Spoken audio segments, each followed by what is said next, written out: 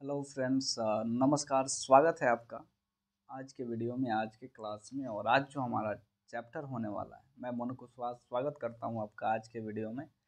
और बेसिकली आज हम पढ़ने वाले हैं मनोदशा विकृतियाँ, जो एक ध्रुवीय होती है या फिर द्विध्रुवीय विकृति होती है, जिसको हम बोलते हैं मूड डिसऑर्डर्स। और ये यूनिपोलर भी होती है और बाईपोलर भी होती है। तो आइए और इसके बारे में जानते हैं कि जो मनोदशा विकृति है, इसका अर्थ क्या है, कारण क्या है, और जो एक ध्रुवीय विकृति है ये क्या होती है, और द्विध्रुवीय जो विकृति है इसकी ये क्या होती है, इनके कारण क्या होते हैं, इनके लक्षण क्या होते हैं और इनका उपचार कैसे किया जाता है।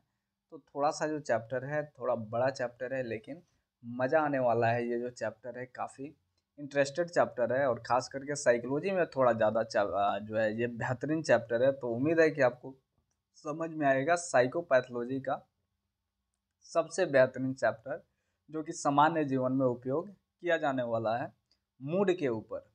क्योंकि ये जो चैप्टर है ये मूड डिसऑर्डर ही है। हम बोल देते हैं मूड खराब है, या फिर और भी कई सारी चीज़ें हैं जो हम बोल देते हैं, भोजपुरी में बोल देते हैं, अरे यार छोड़ ना, मूड खराब बा, छोड़।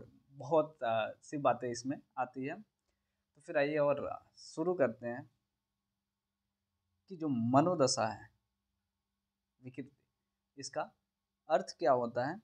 तो मनोदशा विकृति का जो है ये का संबंध जो है भावनात्मक मानसिक प्रक्रिया से होता है।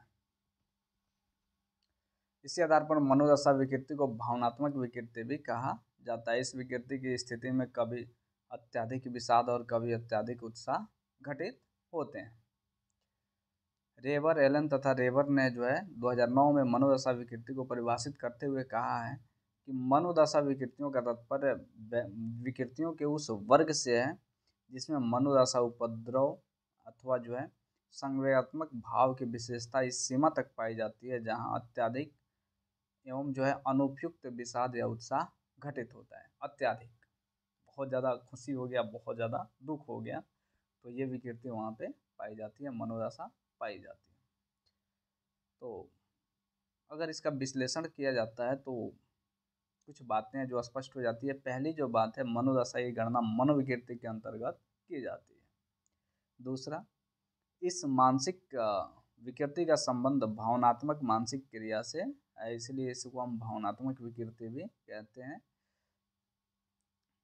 तीसरा नंबर, इस मानसिक विकृति में कभी अत्यधिक विषाद यानी डिप्रेशन देखने को मिलता है, या फिर कभी अत्यधिक उत्साह का लक्षण देखने को मिलता है।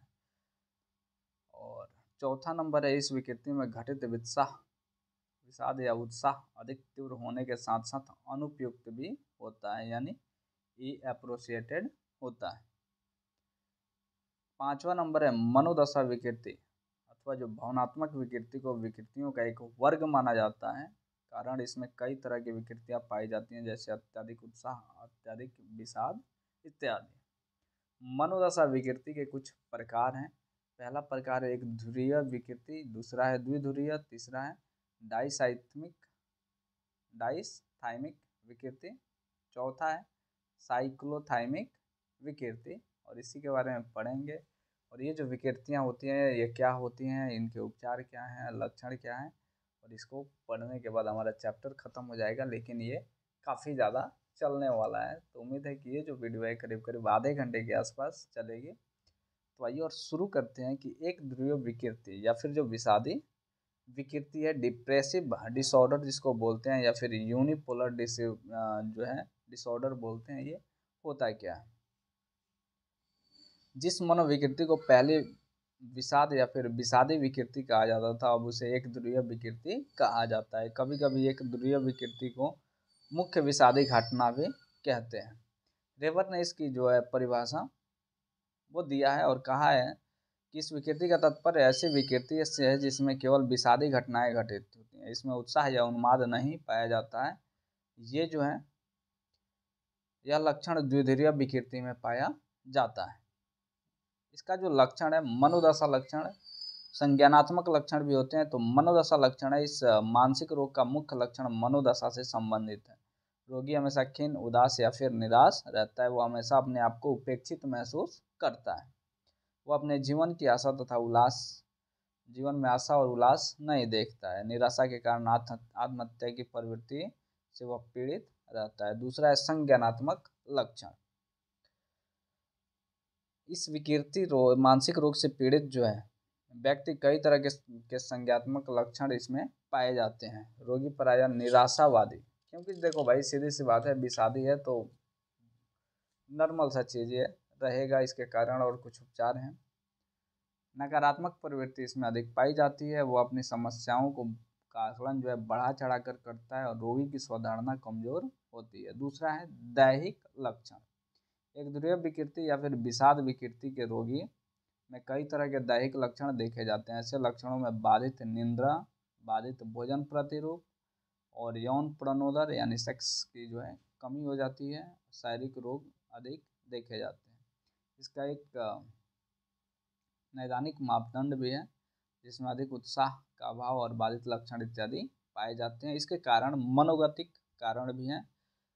इसके जो कारण में है मनोगतिक कारक, जिसको हम साइको डायनेमिक फैक्टर्स बोलते हैं। इस संबंध में फ्रायड ने प्रारंभिक क्षति को विषाद का कारण माना है। उनके अनुसार मुखावस्था के अस्थायीकरण से उत्पन्न अर्धचेतना द्वंद्वों के प्रति प्रतिगमन मनोरचना के रूप में व्यक्ति विषाद से पीड़ित हो जाता है। इस तरह मौखिक अवस्था में अपने प्रियजन की क्षति के प्रति आत्मसात भी जो है नकारात्मक मनोविकृति एवं आत्मदोष का प्रत्याहार के रूप में विषाद को जन्म देता है। दूसरा है संज्ञानात्मक कारक। संज्ञानात्मक दृष्टिकोण के अनुसार जो है विषाद के विकास पर संज्ञानात्मक कारकों का दो तरह से प्रभाव पड़ता है। पहला नंबर है नकारात्मक संज्ञानात्मक प्रवृत्ति तथा सूचना संसाधन। दूसरा है अर्जित निसहायता। तीसरा है जैविक कारक, जिसको हम बायोलॉजिकल फैक्टर्स बोलते हैं। इस मानसिक रोग के विकास में जैविक कारकों का भी हाथ होता है। इसमें जननी कारक का हाथ अधिक होता है। परिवार के अध्ययनों तथा जुड़वा बच्चों के अध्ययनों से पता चलता है कि यह रोग बहुत हद तक वंशागत भी होता है। इसके बाद चौथा है सामाजिक सांस्कृतिक कारक।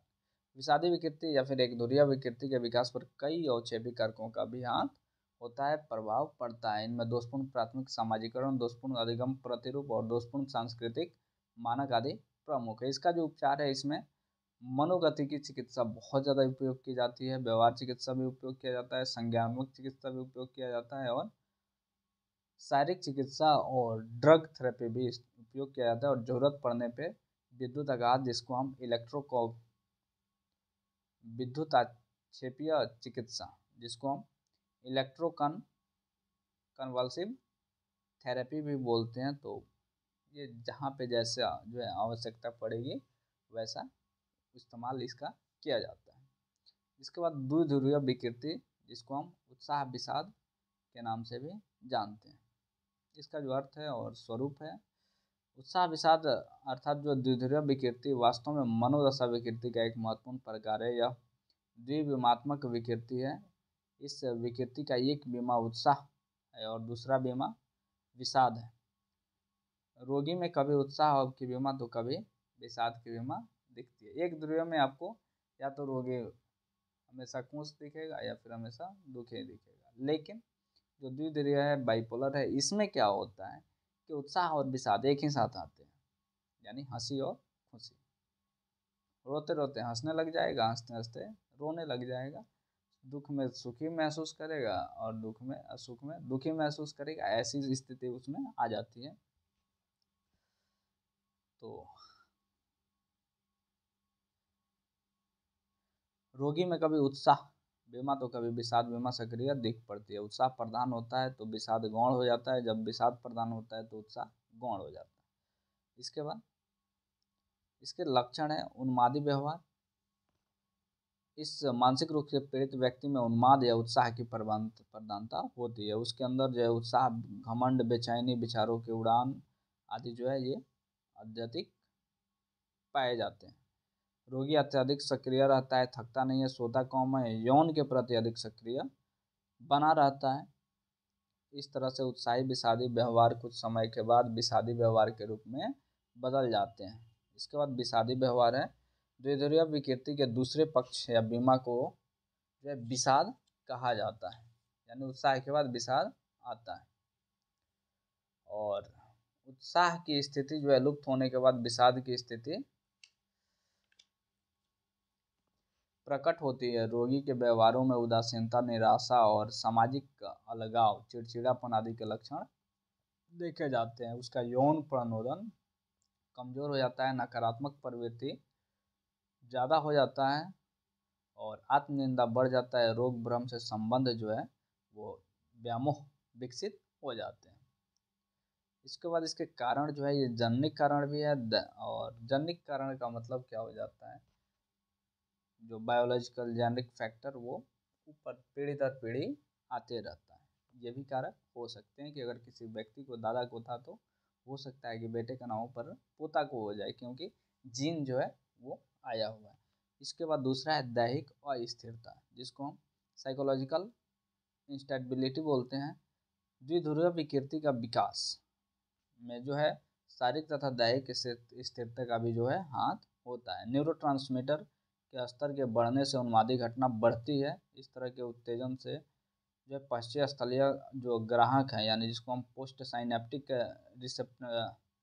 रिसेप्टर साइट्स जो होते हैं, इनको जो है कि अधिक संवेदनशील बन जाने से उत्साह पक्ष यानी मैनिक एस्पेक्ट जो होता है सक्रिय हो जाता है, जबकि निम्न संवेदनशील विषाद जो पक्ष जो है वो प्रधान बन जाता है।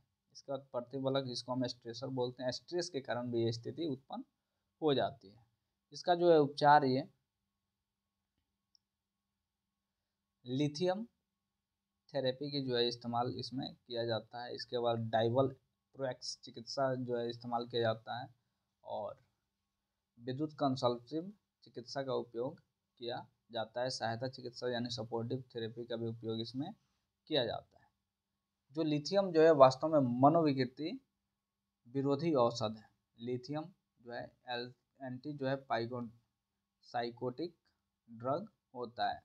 इसके उपयोग से जो है विशेष रूप से रोगी के उत्साह पक्ष के जो है उपचार में अधिक लाभ होता है। इसी तरह जो है डाइवलपोएक्स भी एक औषध है, और इसके उपयोग से जो है विशेष रूप से विषादी पक्ष के उपचार में अधिक लाभ होता है। इस तरह से विषाद के पक्ष के उपचार में विद्युत अपेक्षकारी चिकित्सा से लाभ होता है। इसके बाद आ जाता है डाइसाइथमिक विकृति। डाइसाइथमिया का अर्थ वह अवस्था है जिसमें चिरकालिक विषादित लक्षण पाए जाते हैं, यानी थोड़े ज़्यादा पाए जाते हैं। जबकि साइक्लोथाइमिक यानी कि साइक्लोथाइमिक का मतलब हो जाता है कि कुछ समय के बाद वो जो चीज़ें हैं वो रिपीट हो सकता है 2 महीने, 4 महीने, 5 महीने, 6 महीने के बाद दवा या फिर नॉर्मली ऐसे ही वो इलाज के बाद भी कई बार रिपीट हो जाते हैं। तो ये था हमारा चैप्टर जो मनोदशा विकृति और इससे रिलेटेड टॉपिक था। तो उम्मीद है कि आपको समझ में ज़रूर आया होगा। अब नेक्स्ट जो हमारा चैप्टर होगा ये होगा मनोविकलता, जिसको हम सिजोफ्रेनिया भी बोलते हैं, और जो अंग्रेजी भाषा है उस हिसाब से हम सिकैट्सफ्रेनिया भी बोलते हैं। तो जल्द ही उस चैप्टर को लेके आएंगे। तब तक के लिए फिर मिलते हैं नेक्स्ट वीडियो में।